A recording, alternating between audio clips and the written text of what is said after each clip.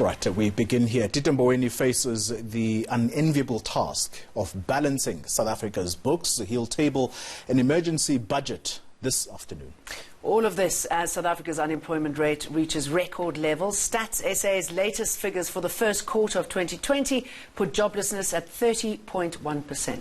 Now, that's up 1 percentage point compared to the last quarter of 2019. And most industries have shed these jobs. Here's ENCA's business reporter Heidi Jokos with that story.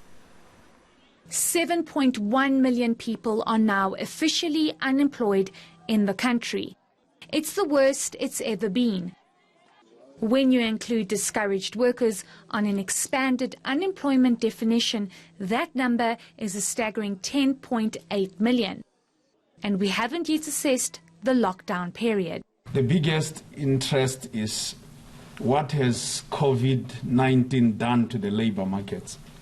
But one thing that we should remember is that at the end of March, when the stage 5 lockdown was announced, what we are going to see in this report is what sustained in the first quarter of the year before the lockdown. It is sitting at 30.1%, having increased by 1 percentage point. This is the first time we have hit this 30% mark. The hardest hit industries include finance, with 50,000 jobs lost. This is followed by community and social services at 33,000, a sector which mainly includes education, sports and recreation. A startling stat is that out of the total number of youth, which is 10.3 million, 34.1% are not in employment, education or training.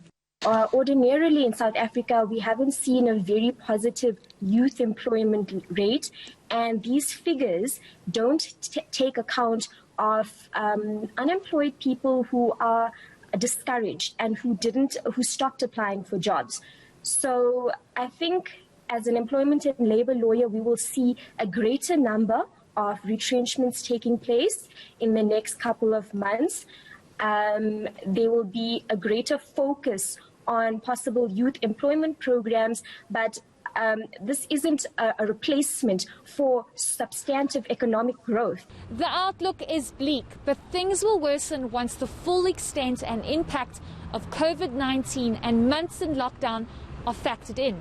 Those figures are due for release in August. Heidi Jokos, Pretoria.